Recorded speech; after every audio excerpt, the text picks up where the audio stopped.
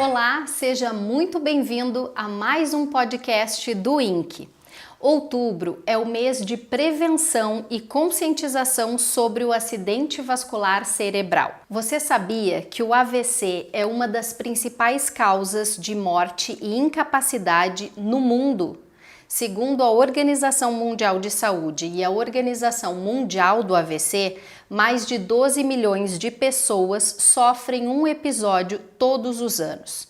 No Brasil, ele ainda está entre as principais causas de internação e mortalidade. Mas há um dado muito importante: grande parte dos casos pode ser prevenida. E quando o atendimento acontece rapidamente, as chances de recuperação aumentam consideravelmente. Por isso, informação e conscientização salvam vidas. No episódio de hoje, nós vamos entender melhor o que é o AVC, quais são os principais sinais de alerta, os fatores de risco e as formas mais modernas de tratamento e reabilitação. E a doutora Thaíse Dalmoro, neurologista aqui do INC, vai esclarecer algumas das principais dúvidas e compartilhar orientações valiosas conosco. Doutora Thaíse, tudo bem? Eu começo perguntando o que é o AVC. Olá a todos, obrigada por estarem aqui com a gente. Então, Karina, o AVC é o acidente vascular cerebral, ele pode ser dividido então entre isquêmico e hemorrágico. Então, o acidente vascular isquêmico, ele acontece em decorrência de uma obstrução de uma artéria por algum trombo, geralmente, algum coágulo de gordura que se forma ali, ou às vezes algum coágulo que pode vir até do coração ou de outras regiões das carótidas que vão trancar essa artéria. Quando essa artéria tranca, eu tenho uma diminuição da oxigenação cerebral nesta região. E aí as células elas vão morrendo. A gente sabe que a cada 1 minuto que essa artéria fica trancada, cerca de 2 milhões de neurônios vão morrendo. E aí até que elas morrem por definitivo, eu não consigo mais salvar essa região. Então esse é o AVC isquêmico. Já o hemorrágico, ele corresponde a menos por cento dos casos, o isquêmico é 85%, hemorrágico mais ou menos 15%, ele ocorre porque uma artéria ela rompe. Ela extravasa o sangue para essa região e aí o paciente vai ter os sintomas, né, que é em decorrência desse extravasamento de sangue. Então esse é a menor quantidade dos casos, mas acontece. O AVC hemorrágico geralmente tem associação com aneurisma cerebral, que é uma malformação da parede do vaso, e aí esse vaso rompe e sangra para o cérebro e às vezes isso pode levar ao óbito iminente. Então esses são os dois principais tipos de acidente vascular cerebral que a gente trabalha muito hoje e que a gente encontra nas emergências. E doutora, quais são os fatores de risco dessa doença? Então, um acidente vascular isquêmico, então, que é o mais comum, ele tem vários fatores de risco.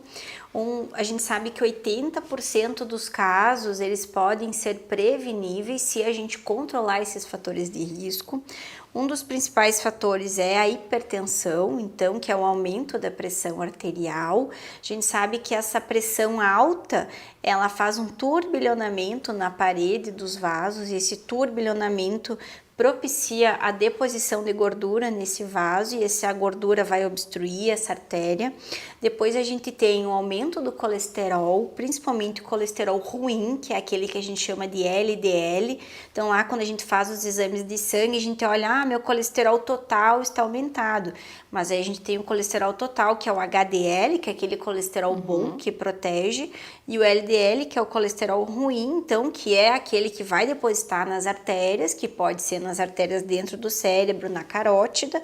Então esse aumenta o risco do AVC. O tabagismo aumenta cerca de 4 vezes o risco de AVC.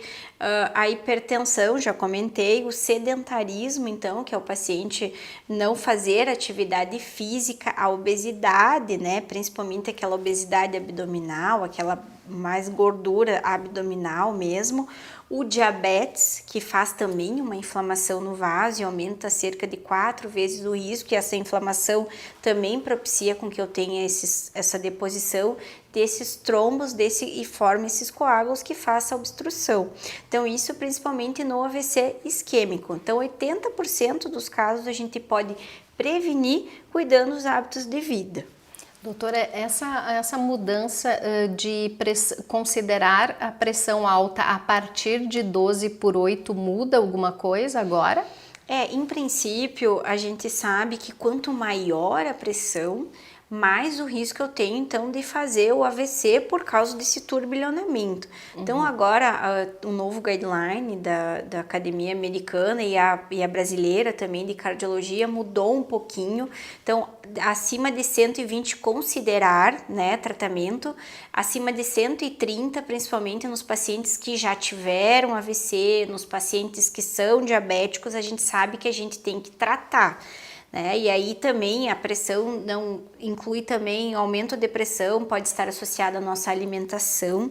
Então, ingesta muito excessiva de sal pode aumentar a pressão, então a gente tem que cuidar essa questão alimentar também, que também aumenta o risco de doenças cardiovasculares. Perfeito. 120, 130 que tu estás dizendo é a pressão 12 e 13, né? Isso, 12 e 13, né? Isso. 113/8, 12/8, que a gente tanto fala. Isso, perfeito. Doutora, explica pra gente como que a gente identifica os primeiros sinais. Existe uma sigla, né? Para ajudar as pessoas a identificarem os sinais. É SAMU, né? SAMU, isso. Então, existe uma escala, que ela é uma escala mundial, que é a escala de Cincinnati, que ela foi criada para a gente identificar os principais sintomas que podem estar associados com o AVC.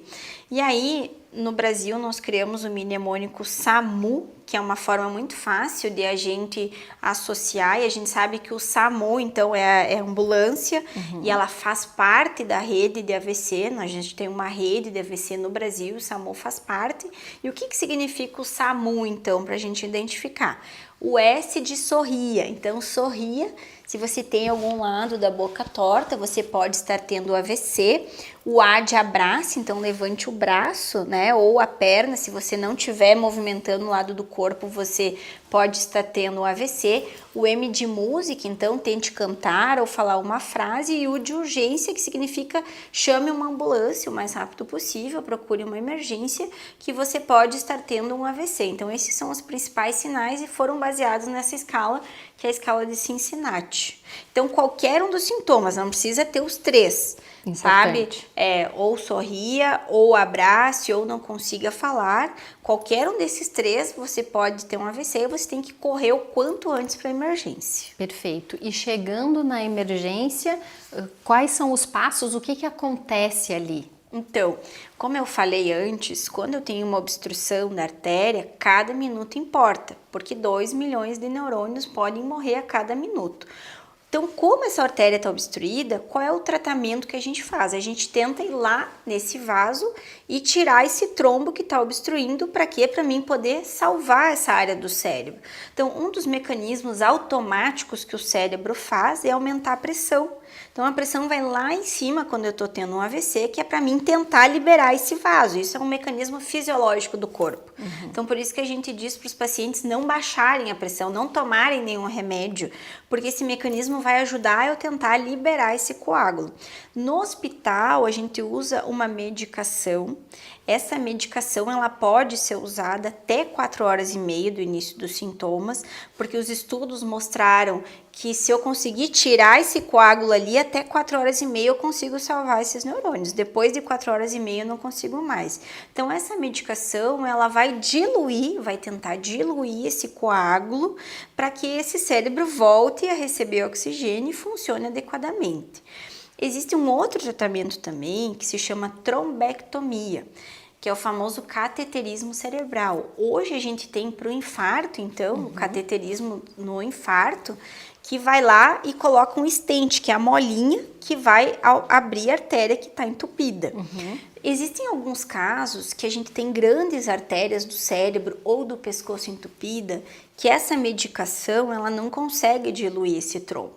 Então eu preciso ir lá e tirar mecanicamente. A trombectomia, então, é um cateterismo que vai lá no cérebro, a gente tem vários devices que a gente usa, vai lá no cérebro, suga esse trombo para tentar liberar essa área que está trancada. Então, um procedimento que aí é usado no mundo inteiro, nível 1A de evidência. No SUS a gente não tem disponível em todos os lugares, né? Em Porto Alegre nós temos as redes disponíveis, aqui em Passo Fundo ainda nos nossos hospitais a gente não tem disponível pelo SUS, mas nós temos pelos convênios, então a gente pode usar nesse paciente a trombectomia mecânica até um tempo aproximado de 8 horas do início dos sintomas. Então esse procedimento ele é muito importante, principalmente naqueles casos que a gente não consegue desobstruir, quando eu tenho o coágulo numa artéria maior, né? Ou quando eu tenho o paciente que já passou das 4 horas e meia. É um procedimento muito importante que muda a qualidade de vida, porque o que nós temos que pensar aqui, como tu falaste no início, que o AVC é uma das principais causas de incapacidade. Sim. Então, a gente fica com sequela grave, né? Fica acamado, não consegue se movimentar, não consegue falar. Então, esses procedimentos, eles tentam diminuir isso, e por isso que a gente fala essa frase de tempo é cérebro. Porque quanto antes eu chegar para o hospital, eu tenho chance de fazer esses procedimentos. Se eu deixar ficar em casa, achar que vai passar, eu tenho menos chance de salvar essa área do cérebro. Né? E aí eu tenho mais chance de ficar com sequela. Então, por isso que tempo é cérebro, e reconhecer também faz parte. A gente tem vários aí números que a gente sabe que 70% da população hoje não sabe reconhecer. E a gente que está no hospital, está na porta, a gente vê que o paciente não chega no tempo de fazer o tratamento porque não conseguiu reconhecer os sintomas. Até 50% dos casos a gente consegue tratar com a medicação ou com a trombectomia, e esse paciente pode sair sem nenhuma incapacidade, sem nenhuma sequela.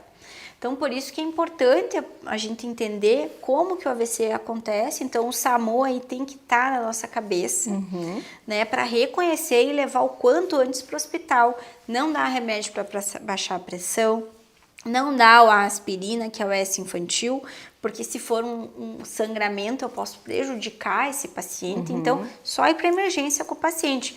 Liga para a ambulância, né? O SAMU é 192, tem os bombeiros também, que aqui em Passo Fundo a gente tem outras ambulâncias, então ligar para a ambulância e ir para o hospital o quanto antes. Rapidez é o segredo aí, né? Tempo é cérebro. Perfeito. Então lembre-se, é SAMU, sorrir, abraçar, tentar esboçar, cantar uma música e chamar a ambulância. Não preciso esperar os 3 acontecerem simultaneamente. No sinal de qualquer um deles eu já chamo a emergência, certo, doutora? Exatamente. Perfeito. E para aqueles pacientes que já têm o comprometimento, como que funciona a reabilitação?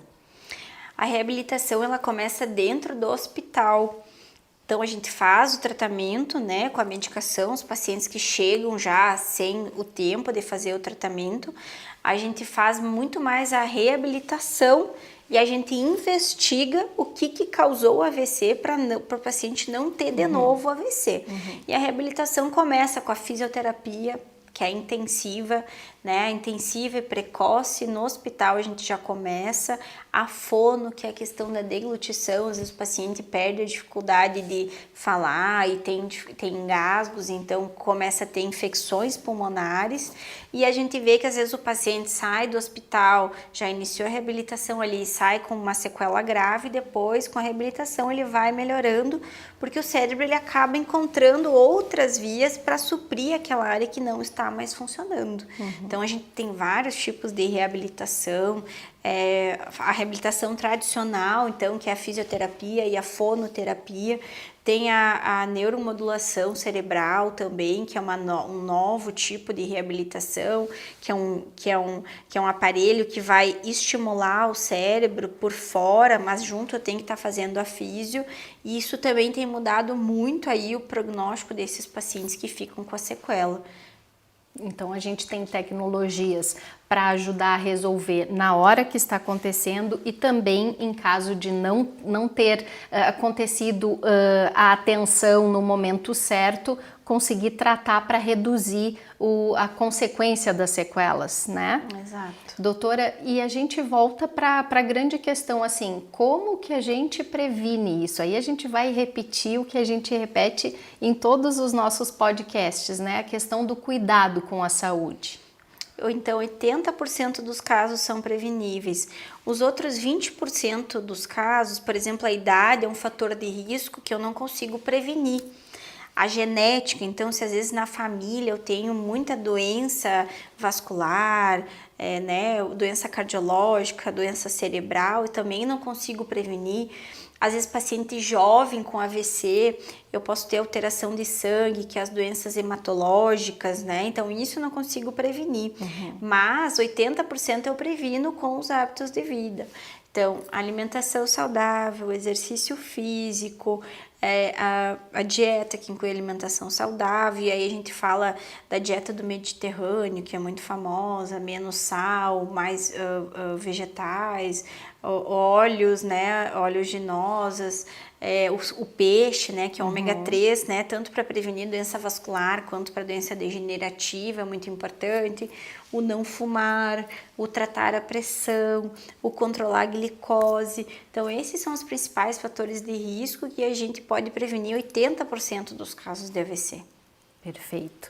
Doutora, então, para a gente encerrar, a gente já falou sobre a prevenção, falamos da doença, as sequelas, né, o pós-situação. O que tu diria? Qual o recado final para quem está nos assistindo? Então o AVC hoje é uma das principais causas de morte no Brasil e no mundo, né? É a segunda maior causa de morte no Brasil e a principal causa de incapacidade no Brasil e no mundo.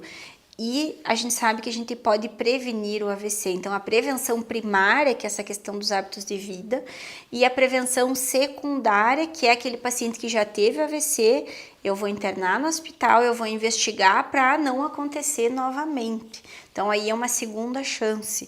E o AIT, que é o acidente isquêmico transitório, é quando o paciente tem aquele aviso, ele melhora espontâneo, e aí cerca desses pacientes eu preciso investigar, porque 20% dos casos pode ter um AVC na próxima semana.